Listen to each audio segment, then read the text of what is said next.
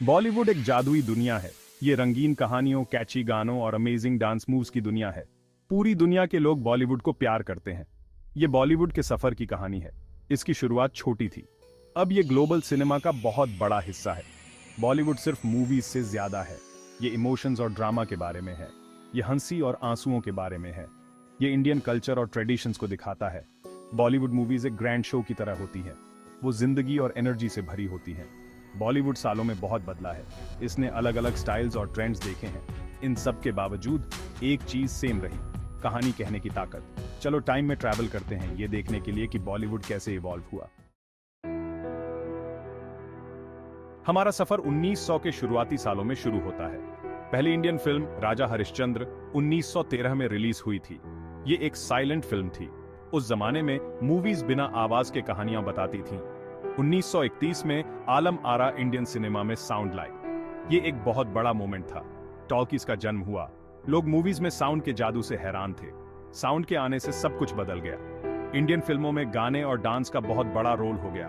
Movies अब silent नहीं रही, वो म्यूजिक और डायलॉग्स से भर गईं। 1950 और 1960 के दशक को बॉलीवुड का गोल्डन एज कहा जाता है। इस एरा ने हमें कुछ बेहतरीन क्लासिक्स दिए।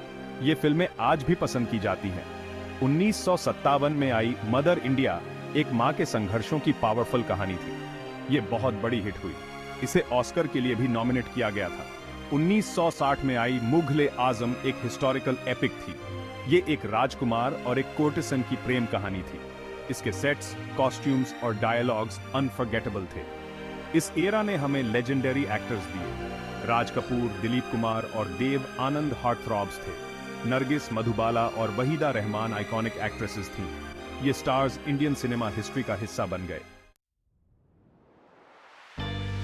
Section 4, the masala era action, romance and music. 1970 और 80 के दशक बॉलीवुड में एक नया फ्लेवर लेकर आए मसाला फिल्म्स।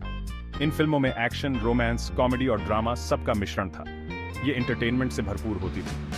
1975 में आई शोले एक गेम चेंजर थी।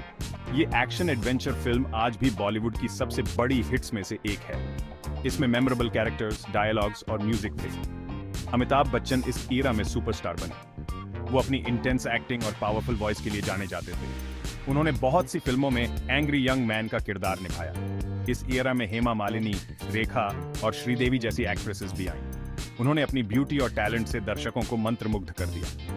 बॉलीवुड म्यूजिक भी इवॉल्व हुआ। डिस्को पॉपुलर हुआ और उसने फिल्मी गानों को इन्फ्लुएंस किया। Section 5, the new millennium, global appeal and experimentation. 2000 के बाद से बॉलीवुड के सफर में एक नया चैप्टर शुरू हुआ। इंडियन सिनेमा को ग्लोबल रिकॉग्निशन मिलना शुरू हुआ। 2001 में आई लगान और 2008 में आई स्लम डॉग मिलियनेयर जैसी फिल्मों को ऑस्कर्स के लिए नॉमिनेट किया गया।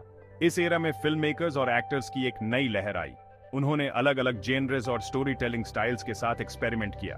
2001 में आई दिल चाहता है और 2006 में आई रंग दे बसंती जैसी फिल्मों ने कंटेम्परेरी इश्यूज को उठाया। बॉलीवुड स्टार्स ग्लोबल आइकॉन्स बन गए। शाहरुख खान, ऐश्वर्या राय बच्चन और प्रियंका चोपड़ा को इंटरनेशनल फेम मिली।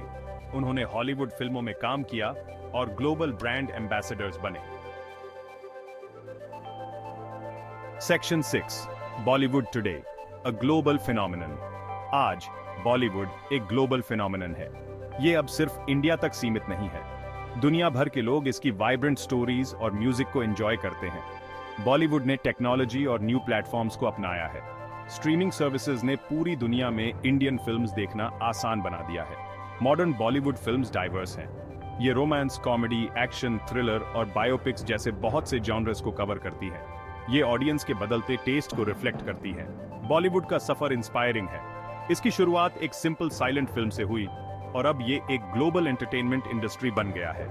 बॉलीवुड अपने जादू से दिलों को मोहते हुए इवॉल्व होता जा रहा है। ये कहानी कहने की उस ताकत का प्रमाण है जो सीमाओं और भाषाओं से परे है।